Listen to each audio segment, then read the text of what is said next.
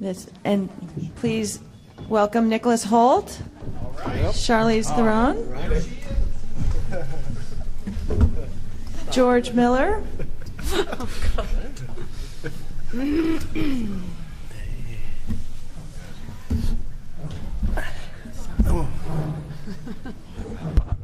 and Tom Hardy.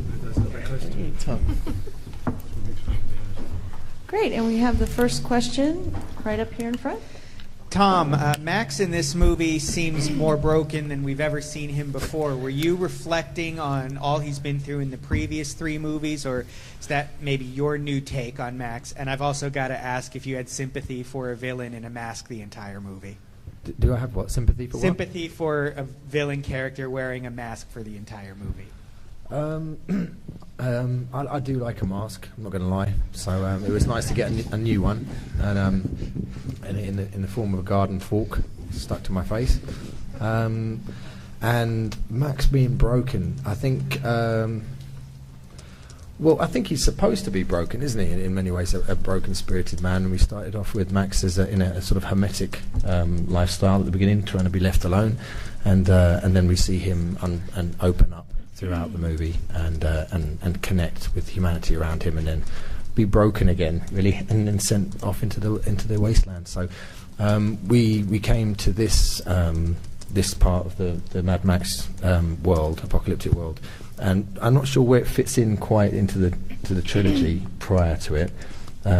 Specifically, but it was from a succession of conversations about and around the world and the mythology previous from George's mind, really. So George wanted him to be broken at the beginning and suitably broke us for the beginning.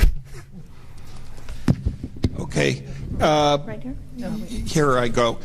Charlize, I wonder if you would agree with me that this really should be called Mad Maxine, because you're the baddest person up there on screen. And can you talk about what was so irresistible about putting yourself through all of this to make this fantastically awesome adventure?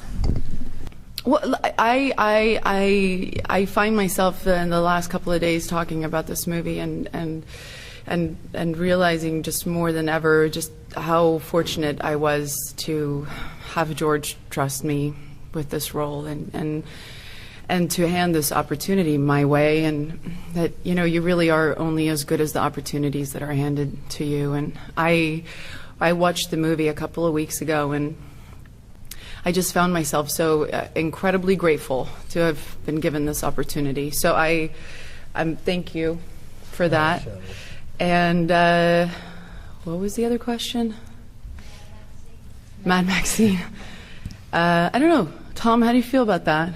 Do you know what we actually found? John found a dog, a girl, outside the front of the. And her name's Maxine. We called her Mad Maxine. So Mad Maxine. Yeah, we remember that pug we found that kept coming on the set. The one on this movie? Yeah, when we were in Namibia. I do remember the dog. Yes, and you named her Mad Maxine. Yeah, John, the security officer. Yeah, so awesome. I wouldn't go for that name. I do remember that dog. Yes. I like Furiosa. That's a pretty badass name. Awesome. I'll stick with that one. I you know, it's funny you get a name in a movie because that's kind of what we just do socially. You know, we have names. I don't know if you've noticed, but in this case, I thought what was really interesting about the names that we had was that the movie's so bare in its explanation of where these people come from and who they really are, and you really find them in this, you know, in the midst of the movement already, and. I thought there was something really powerful about the name because it almost like set you up. Like you didn't have to know anything about her. The name alone said it, you know. So anything that was emotionally kind of driving her was already represented in her name, and that was helpful. And it's just a cool name. I mean, put the coat on. we put these guys through so much. I don't want to see you freezing. See your dance training that you started with. Do you want?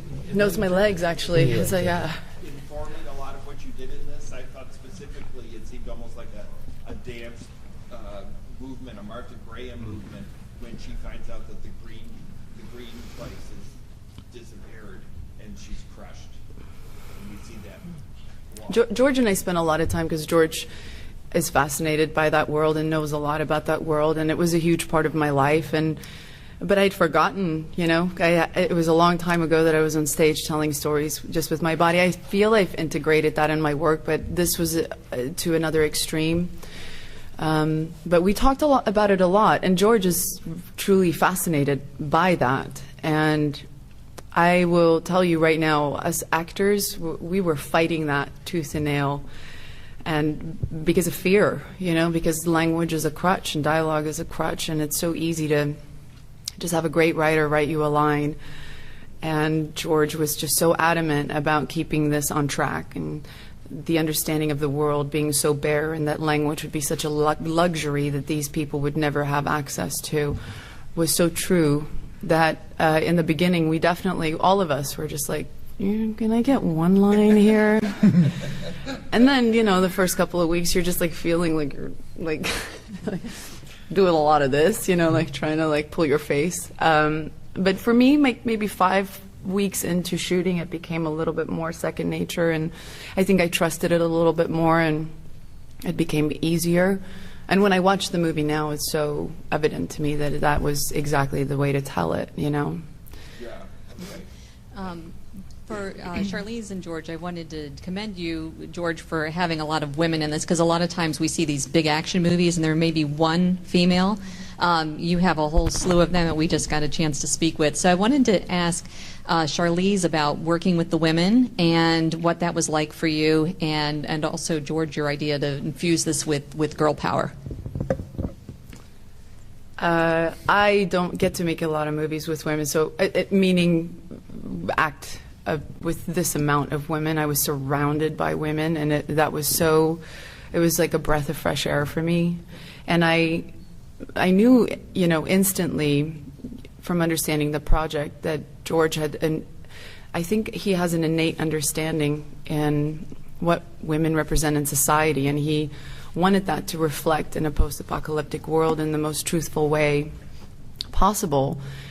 And it's interesting, doing these press junkets and having people come up to you and say, "Oh, strong women, strong women." And I was like, no, we're just actually women in this movie. We had a filmmaker that understood that the truth of women are powerful enough, and that we don't want to be put on pedestals or made to be super unnaturally strong and capable of doing things that we're not capable of doing. But what we are capable of doing is really interesting and really informs a story like this, especially. The idea of creating a world and understanding that obviously the easiest thing to go to is, for procreation you're going to need us, but that there's so much more to it. And I personally was so touched by this character, not that it's really explained in the movie, but George and I spent a lot of time talking about this. She's about the most broken woman that you can imagine, and in many ways socially, she's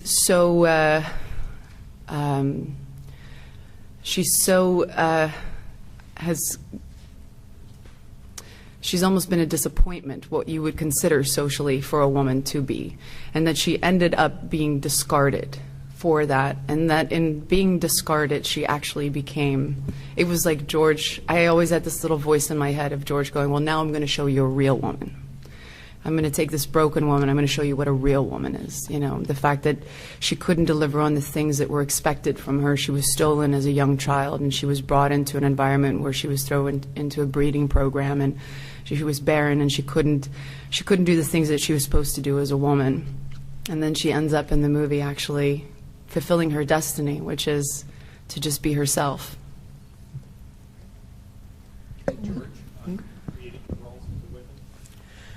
Well, it came from the very first notion or conceit of the movie, which was, instead of the MacGuffin being, as usual, a thing, that it should be human cargo, 5 wives, capable of breeding an heir for a warlord. And that started the architecture of the movie, and the rest followed organically from that. And I was always... It couldn't be a male stealing the women. it had to be a female, but it had to be a female road warrior. And the story unfolds. As you know,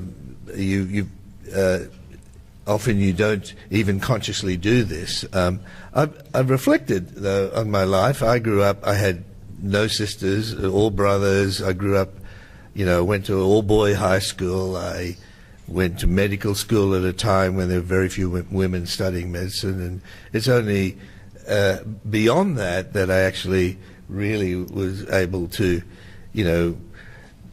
really experience women and see, through my 2 marriages. And I also have a very strong mum, and somehow we're seeing in the world, in many places, that women are emerging in a way as perhaps a unifying or healing force in the world. I think that's in the zeitgeist, and I guess that kind of crept into the movie. A lot of this stuff, honestly, gets to be unconscious. And I just wanted to create characters.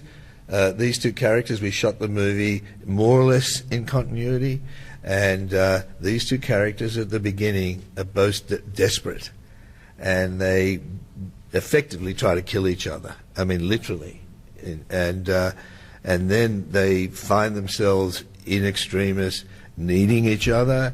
They come to some mutual regard and mutual survival through that. And I think that's a long-standing story throughout history, but particularly in this day as well.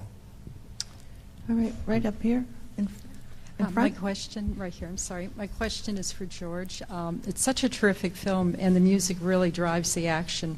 And I'm wondering if you can talk a little bit about your collaboration with Junkie XL and his contributions.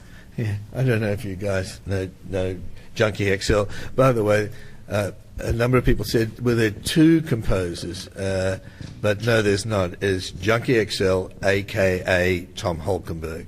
And this is the first movie in which he's taken his name as a credit. But believe it or not, when I started this movie, I intended to have no music other than the sound of the cars and the guitarist and the drummers.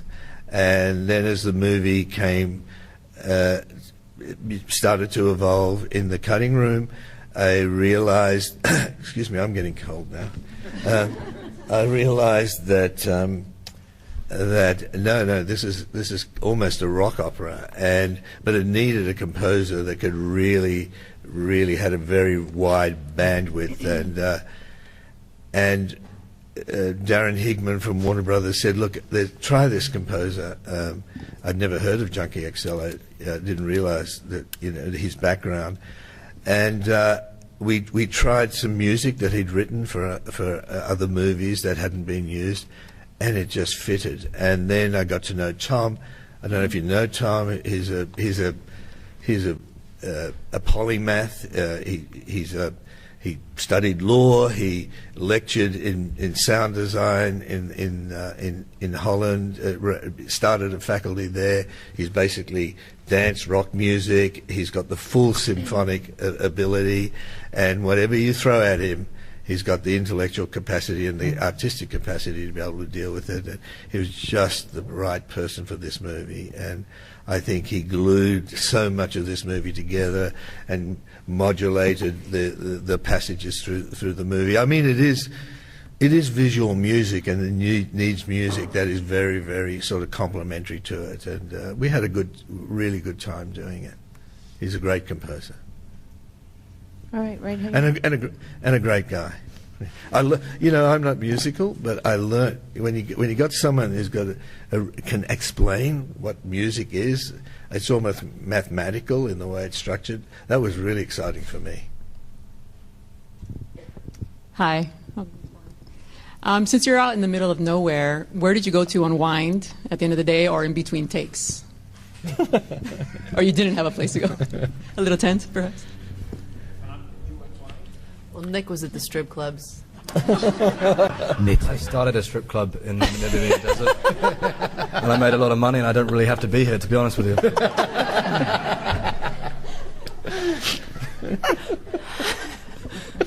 It was. I won't. Everybody could speak. It was hard. It was really hard to escape it. I think secretly George planned it that way. Bastard.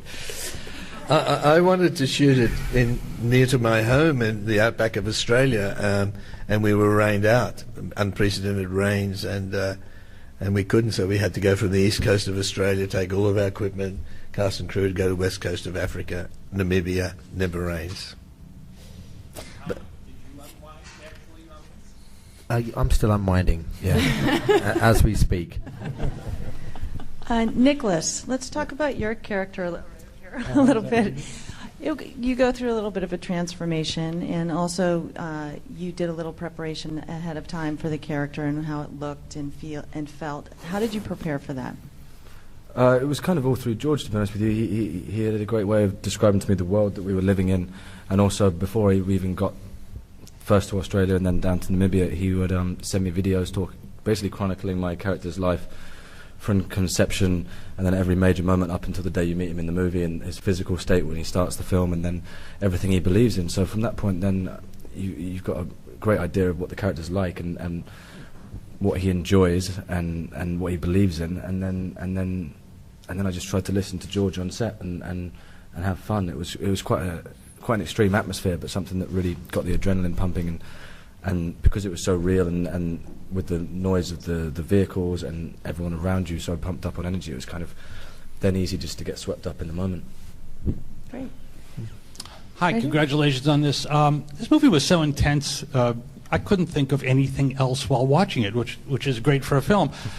Tom, I specifically did not think of a guy named Mel Gibson. This role is yours now. Did you bring anything with you to completely make him your own? And George, did you have conversations about that to give us a whole new Mad Max? I didn't bring anything with me. I mean ideas. Ideas. Oh, okay. Yes, yes. Right. That's my luggage for like 7 months. I think initially I was daunted because obviously Mad Max is synonymous with Mel Gibson and a much loved character by many people who at the same time I was really excited to get the job because it's always exciting to get a job anyway, but this is such a big fish to land, for me, that it was the seesaw effect. The other side of that was everybody loves Mel as Max, and nobody's going to want me. Do you know what I mean? At all. So it's like being the new boy at school and set up in some way for failure immediately. But then, having said that, George, has created in much the same ways that he I believe that he sort of created the car chase movie. He also created the post-apocalyptic movie some 40 years ago, and that there was no real pressure to try and fill in anybody's shoes or to sort of be a new Mad Max of any sort whatsoever. Actually, that I was inheriting a legacy that had been chosen by George to transmute his vision and his character into today's foray into the Mad Max world, which is further discovered and further mined, and its mythology has been further pursued by George, and that he'd asked me to come along and portray his Max.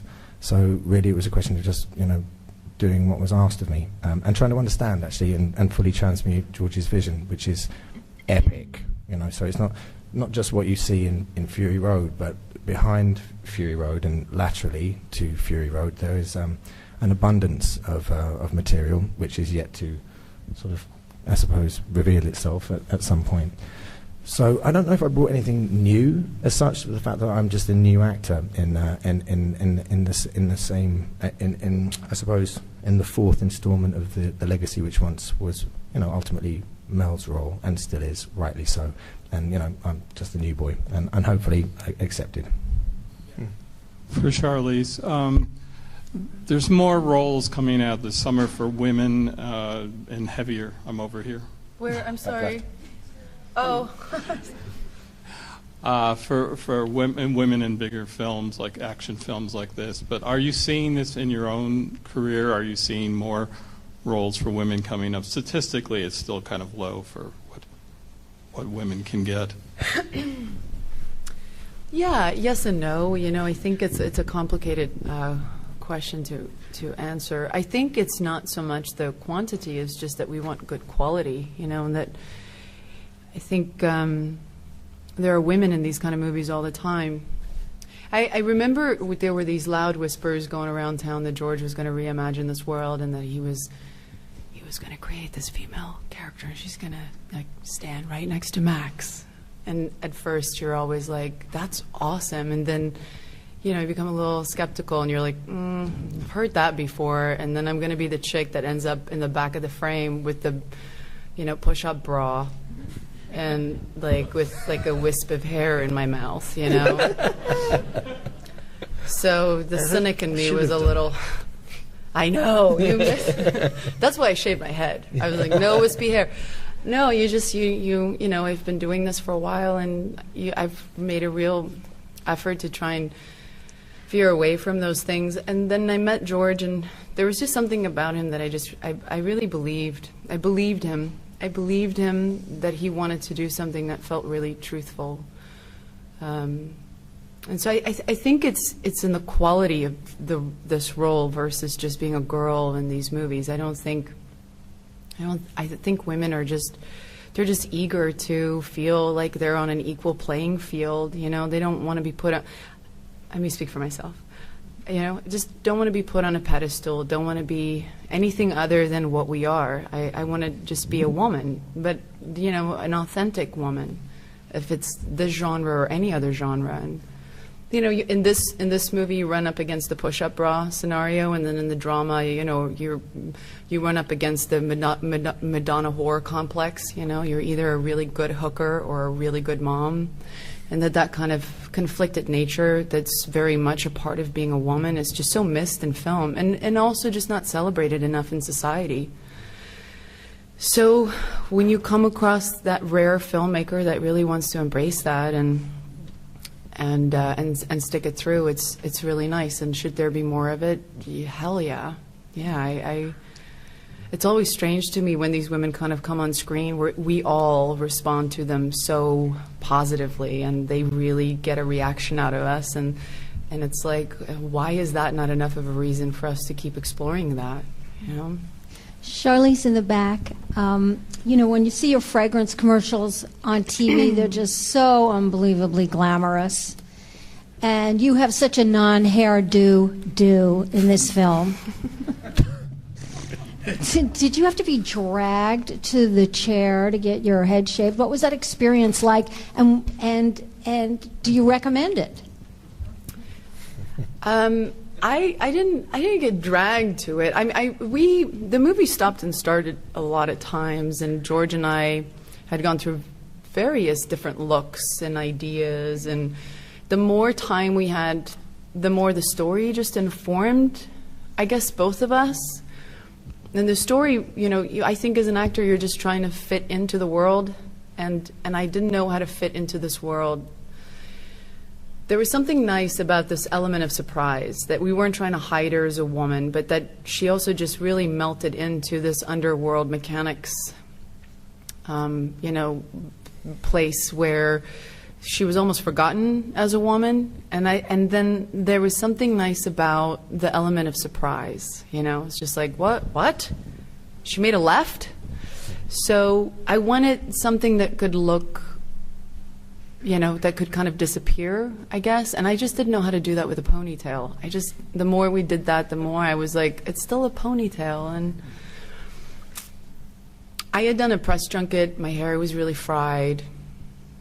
And I had a night where I thought, what if we just shave it? And I wasn't fully convinced, so I called George. I probably woke him up at 3 a.m. And I said, what do you think about this idea? And he was just really quiet, and then I could hear him breathe. It was like he took a deep breath, and I took that as a positive. And then I found out yesterday that he was very concerned about the shape of my head. They told you. Yeah, they told me. About 45 minutes later, I had buzzed it. My friend, I didn't have buzzers, so my friend Enzo, who's back there, brought me some buzzers, and I was going to just let him do it, and he was very like, no, you should do it. And so 45 minutes later, it was off, and we sent a selfie to George, and he wrote me back, and he was like, awesome, Furiosa. Yeah, I mean, look, here's the amazing thing after that. I was 20 minutes early to everything in my life. It was unbelievable, like how much time we spend on our hair. And then I think I emptied like 2 garbage, bags full of hair products and brushes, and there's something very freeing in that, for sure, definitely, and there's always something nice when you kind of take that importance of your femininity and make it about something more than just your hair. Yeah, but it's also nice to have hair. So. Way back here to your right. For George, one of the film's many remarkable feats is how you captured the aesthetic and the spirit of your original films, and yet you propelled it forward, and this felt utterly contemporary and of the moment. Can you talk about such an amazing balancing act to have achieved? How did you get there? Thanks for acknowledging that, because we worked so hard to do that. If we're going to go back into the world, you sure as hell can't do what you did 30 years ago, but it had to be uniquely familiar. You had it like visiting an old hometown, but seeing it through new eyes. Everything had changed in 30 years. The world had changed. Cinema had changed, and the technology had changed. So it's an opportunity to sort of blend all that together. And Mad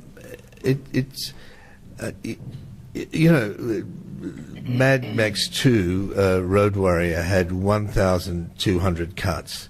This has 2,700 cuts, and it's not much longer. Cinema is no question getting faster through commercials and music clips, and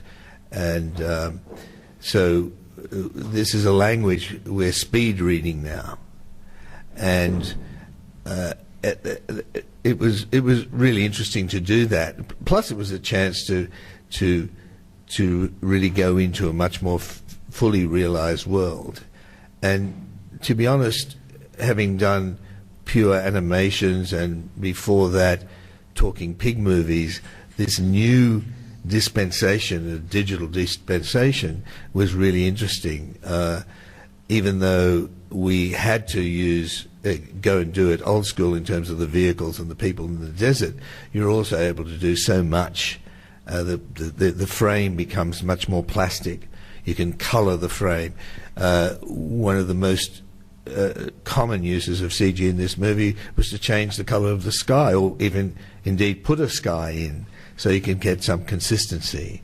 You could erase tracks, and you're able to modify the frame a little bit to just make eye scan that just a little bit more creamy, so it wasn't so jarring or confusing, even though the pace of the movie is very fast. The average shot in the movie is 2 seconds, 9 frames. That's pretty fast. Otherwise, I don't know. I don't know. I guess I would hope I was able to improve on the last movies after 30 years. Otherwise, I haven't learned anything. But I'm glad you acknowledged that. I really appreciate it. So the car armada scenes were so intense and so fascinating in this film. Nicholas, can you describe what it was like to be a part of that? Were you ever nervous? Were you just full of energy? Not nervous. I think the first time, I think it was the first week or second week, I was sitting in my hot rod, and then kind of you saw the signal for everyone to start all the engines up, and there was just this rumbling from all these V8s and V12s from around me, and it was the first time I think on a set that I've really got like natural chills all up and down my every hair on my body stood on end, and I was like, whoa, this is intense. And then when everyone rolled out, and I had like buttons in my car to make flames come out of my exhaust and things like that, and I was like, this is great, having a lot of fun. But the only thing that made it difficult was that you couldn't hear a lot of the time. So you'd be in your car kind of mooching along, and then and then you'd see the camera truck come flying past, and you'd be like, oh damn, is this now? Are we shooting? And then you kind of do something, and then you'd see the camera truck whiz off to shoot another car, and then disappear for a little bit, and you'd be like, all right, was that the scene? Are we done? And then it'd fly back past again, and you'd be like, oh, do it again, I guess. I don't know. It was tricky for that. We did have that a lot. We were like, did we just shoot that? Yeah. Tom, were you really on the front of that car? Yeah, I didn't have a button. I had handcuffs and a pitchfork stuck to my face. But no, to be fair, actually, I was a little bit strapped to the front of the car for a couple of weeks, maybe. But Jacob, my stunt double, was strapped to it for a good 6 weeks, doing about 60 kilometers an hour across. Tom, Nick has an idea for you. What's the idea? I do have a business idea on this front where if anyone wants to get in touch to help me finance this, it's Mad Max bobbleheads hood ornaments. Get dollies of Tom and strap them to the front of your car, get in touch. Yeah, that's pretty cool. Hey, that's For each of you. Thank you. 5%. For each of you, can you say what was the most daunting stunt that you actually had to do yourself? And for George, which was the most daunting stunt that you had to shoot? All of them, actually. I'm not very good with heights, so the scaffolding pole was a bit of a mouthful, especially when we had to go back for reshoots. And I remember there was in Australia, we'd set up in a car park just my own private scaffolding pole, and I went down there and I was really jet lagged, and Doug Mitchell was standing there's a photograph of Doug standing at the front because he had to hold my hand. I was like, I really don't want to go up the scaffolding pole. I really don't. He sort of held my hand and we walked down towards that. It's probably the only green screen I saw, actually, over a car park. It was just a lonely walk to then up in my cherry picker, and then Keir strapped me on, and that was it. And there's only about 7 inches either side of the scaffolding pole to put your feet, and then you're about up there somewhere. And it's quite lonely because, and also when the scaffolding pole goes that way, you naturally fall that way as well, and then when it comes back up to the middle, you have to roll around and fall the other way. Otherwise, your face mallets the side of the scaffolding pole. That really hurts, and there's no one up there to complain to. And then and you'll sort of drift into the camera and then drift away again, and it lasts as long as it lasts, really. So that was fun. They're those polecats, which were real. I didn't think we'd ever be able to achieve that. We were, and it wasn't until Tom went up on top of it that he told me he was afraid of heights. And I'm afraid of heights, and I wanted it. Looked pretty cool, and once I knew it was safe and I was going to go up, and then I just after you said it's not very much fun, I thought I wouldn't try it. Charlize? I had a rough time with the scene where Max falls off the hood of the car, and Riley's character and I kind of have to grab a hold of him, and that was just because it was on my mechanical arm, and I had no control over it, so I couldn't really kind of use my own body strength to hold Tom up. And they kind of just took my claw and stuck it into his pants, and I was kind of like leaning out of the window, and I was like, this could be really bad. Like, of course I was concerned for Tom's head hitting the ground, but at the same time I was like, I'm going with him. There's not going to be a choice in the matter here. It's not like, oh, sorry. It's like, I'm hooked to you. And that was definitely, I was a bit of a that day, for sure. I think my moment is in that same scene, because during that time I'm like strapped underneath the wall rig. Hanging there. And I remember the day when we went out to practice that stunt, and they harnessed me up and they tied me to like this pole underneath, and I'm a few inches off the desert floor. And then just before we began to roll out to test to see if it was all right and I was comfortable doing it, one of the stunt guys turns to me and he goes, "Oh, Nick, don't move your head too far that way because the front tire's there and it'll just take it right off." And I was fine until then, and I was like, "What? Oh, God." And then they rolled out, and I was just panicked throughout the whole rest of the time. All right. Well, unfortunately, we're out of time, but thank you, everyone, for being here. Thank you. Thank you. Nice jacket.